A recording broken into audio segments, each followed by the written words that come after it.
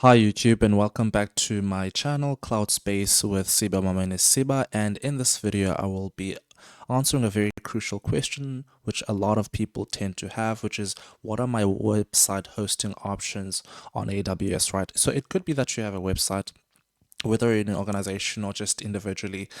You have a website. It's a personal website. It could be a blog, or it could be a corporate website that has all sorts of things, right? It could be events. It could be a central hub for all of your content. And now you're looking at, how do I use the cloud to host this website so that I take advantage of what the cloud has to offer? And so in this video, I'm going to be answering that type of question. Now, whatever your type of website that you may have, in my personal opinion, there's really two types of websites. There's one, what is called a static website, and then there is what we call a dynamic website, right? Static, as the name implies, the content does not stay the same, right? So in a static website, we need to understand that we are not looking for content that's changing, meaning that at every request or at every visit that the users request for, the content doesn't change, right? Whereas in a dynamic website, it means that the content changes, right? So the content changes, whereas here the content stays the same, right? Now, how we approach the hosting is going to be determined by one of those two things. How we approach static websites is different to how we would approach dynamic websites. And so I'm going to start off with the static website. So if you are wanting to host a static website on AWS, the most basic option you have is an S3 bucket, right? So S3 is an object storage that is durable and highly available on AWS. And one of the features that it has is that we can enable on it static website hosting, right? And enable static website hosting. And what that does is that all of your website files are hosted on S3, and there you have it. You have hosting out of the block. Now, this is the most basic way to do it. In that, yes, your website would be hosted and it would be viewable by users across the globe, but there's two things missing, right? With a website, you want speed and you want a personal domain. So in other words, excuse me, when users visit your website over here, at the moment, just using S3, all you would have is sort of like a gibberish auto-generated domain name, right? And so how we would circumvent that is you would need another service. You would need Route 53. You would need Route 53 to then accommodate your use of a custom domain name, right? So with Route 53, which is a DNS service, your user would be able to then do example.com, and Route 53, within Route 53, would then be able to translate that to exactly where your website is in S3 over here. All right, so that's as simple as it gets, right? But if you're looking to add speed to your website, meaning you want your website to be cached so that it's delivered quickly to your users, then we would need to add one more service here, which is, let me move this side rather. Move this side here, which is CloudFront. Okay, so what CloudFront is, it's a content delivery network. And so what happens is that it's across the globe. It's got all sorts of locations, and many of these locations will be closer to your users. And so when a user visits, for example, your website in South Africa, the website files or the content itself would be cached. We're looking at things like files, website files. We're looking at things like images. They would be cached in a edge location. And what will happen is that other users who then are trying to visit your website will hit the cached website within CloudFront, and this would give you speed for your users. It optimizes for speed, right? So if you're hosting a static website, this is a very simple pattern that's often used, and it's cost effective as well, right? So the question then becomes, what are some options now for hosting a dynamic website, right? And I think there's three things to understand about a dynamic website. A dynamic website is going to have a couple of parts to it. Number one, it's going to have what we call the front end layer. Second, it's going to have what we call the back end layer, right? And the back end layer is really all the logic, is really business logic that's used to process certain data, right? While the front end is just the UI. Then there's a database layer. There's a database layer, and this is just persistent storage. Okay. I think I'm gonna just simplify it and say storage. Okay. Now, these three things here add a bit of complexity, right? Because essentially what this means is that we have to now start thinking about service, we now need to start thinking about databases, and we need to start thinking about virtual networks, right? And so if we want to host a dynamic website, the first thing we want to think about is a VPC, right? Because a VPC is going to be the networking component to house our servers, give them IPs, and host our databases as well, right? So within a VPC, we would then need further isolation, right? Through the use of subnets, right? Okay. So I'm going to start off with the front end layer. So if we want to host our front end layer within a VPC, then we've got a couple, but really we have an additional option now. I'll put it that way, because now what we can do is we can use EC2 or virtual machines in the form of EC2, and that would then be able to have us host our front end layer. Same it is with our back end layer. What we would do is we'd have another EC2 instance here, and in that particular virtual instance, we would have our backend logic. And then for the database layer, we would have something like RDS. Now, it isn't that you can't use EC2s, but it's preferably better to use RDS because it's managed, right? There are certain parts of it that we don't have to care about, that AWS handles themselves. And so what this essentially means is that, again, would still use Route 53, I'll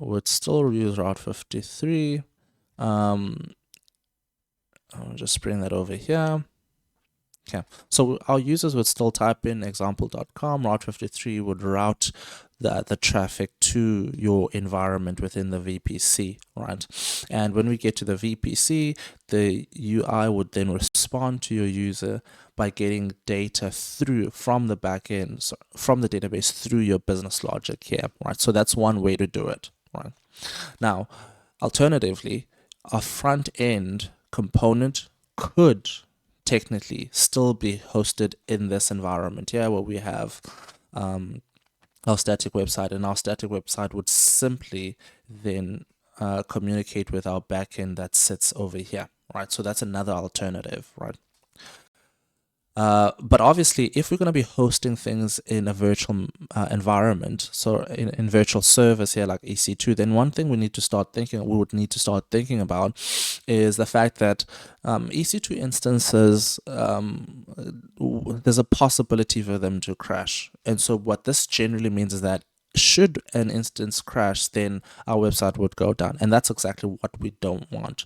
And so usually best practice is that we then create an environment where there is redundancy, meaning that we are kind of doubling our resources to maintain high availability. And so what that means is that all our virtual instances here, all our instances and our database would then sit in another, what is called an availability zone, right? And that way, we're able to keep our website up, even if one instance that had a similar responsibility to the one that failed, even if that one fails, then we're able to still keep our services running. Now, this implies something now, because now when traffic comes in, how do we know which instance to direct the traffic to?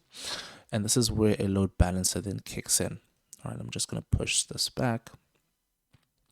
Okay, this is where a load balancer then comes in, because with a load balancer, what we're able to then do is route traffic to any of our instances. So it'll balance the traffic. So take resource requests and send them to a relevant instance, right? So that's something then we would need to have an approach on. Now, here's the thing.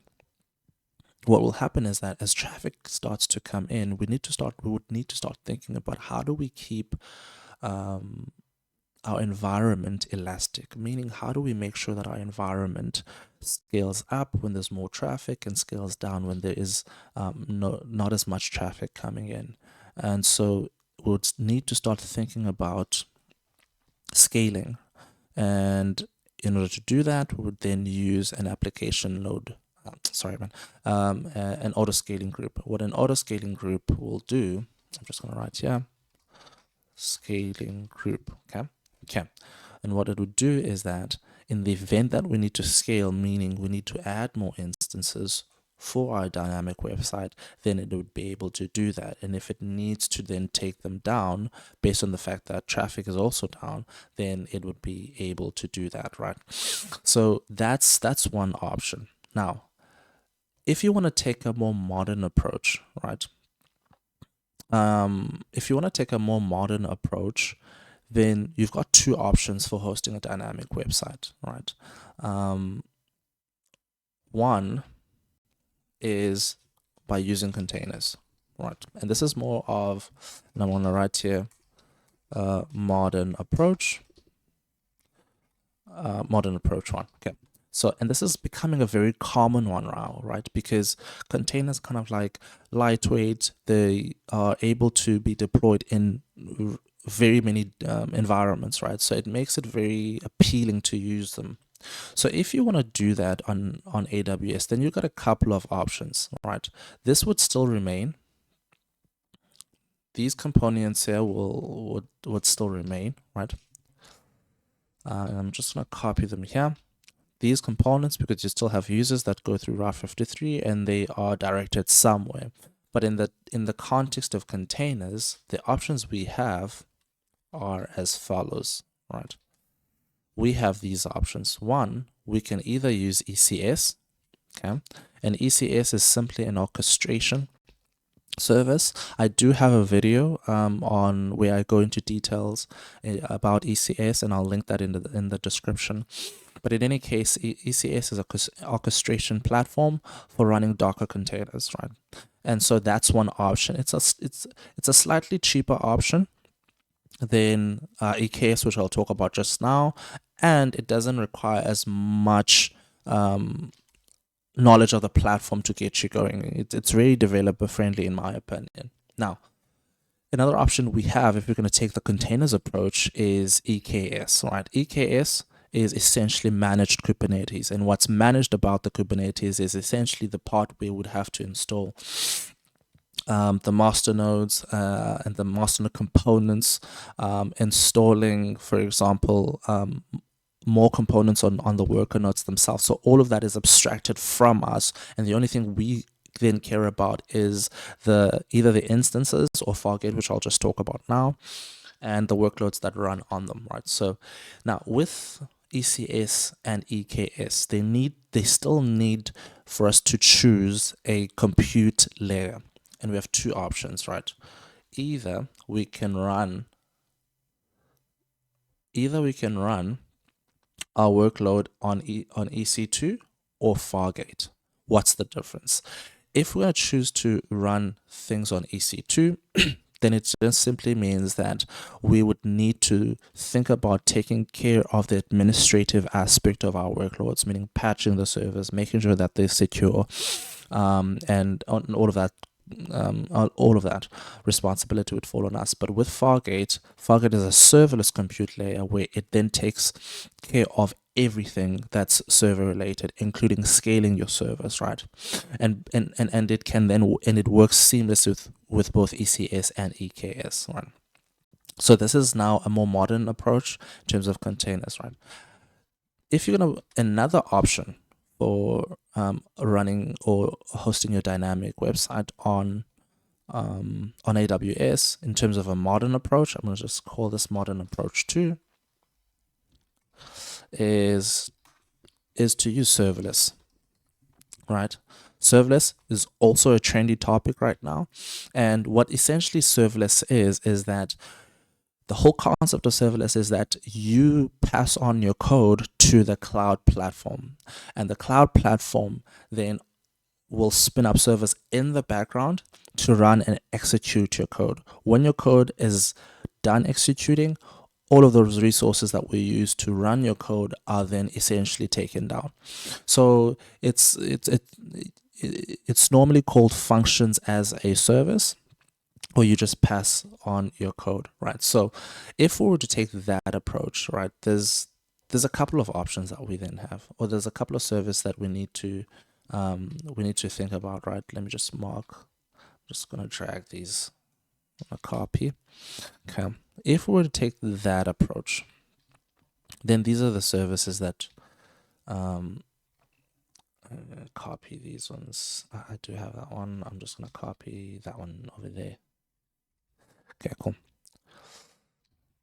Right, so now if we're going to take the serverless approach, again, we'd have something similar where users type some sort of domain. But now the difference is, rather than coming through a VPC, they would come through a API gateway. And within API gateway, we're able to do a couple of things, right? We're able to have API gateway trigger a service of our choice. But in this case, a Lambda function would then make sense, because the Lambda function is where our code would be executed. And in terms of a database, remember there's a couple of options here. In terms of the database layer, we would then have an option to use something called DynamoDB, and DynamoDB is essentially a NoSQL database, and it's highly available. It's fully managed. We don't do anything to manage this database, right? And it works seamlessly with a lot of AWS services, including Lambda. Right, so these are the options that we have. So API gateway will be the entry point to our dynamically running website or our application, and Lambdas would essentially be the compute layer that runs our code. Now, if we need to apply more techniques, that allow us to loosely couple our application, then we have a couple of services, right, which are S2S, Event Bridge, if we're going to take an event-driven approach to our architecture, and we have SNS for sending out notifications, right? And so this gives us the compute approach, which is sort of like a second approach, a second modern approach, right? So these are the options that you have for hosting a website on AWS. Let me just bring this back. Yeah, right. So these are the options you have, right? And obviously these options are determined by the fact that is it a static website or is it a dynamic website? And if it is a dynamic website, what approach are you going to be taking? Are you going with service? Are you going with containers? Or are you going serverless? So in summary, these are the options you have. You can use S3 for static websites, or you can use EC2 instances for dynamic websites. You have the option of going with containers, upon which you'd use something like ECS or EKS. ECS is easier to manage. EKS has complexity, which is obviously coming from the fact that Kubernetes itself is complicated. Or you can go serverless by using things like API Gateway, Lambda, DynamoDB, S2S, Event Bridge, and SNS to then build your entire dynamic application on AWS. I hope this was helpful. Thank you so much for watching. Please do subscribe and like this video. Share it with as many individuals that you think this would be relevant to. and obviously hit the notification bell so that any other videos that I produce in the future, you're able to get a notification for. Thank you so much for watching, and I'll see you in the next video.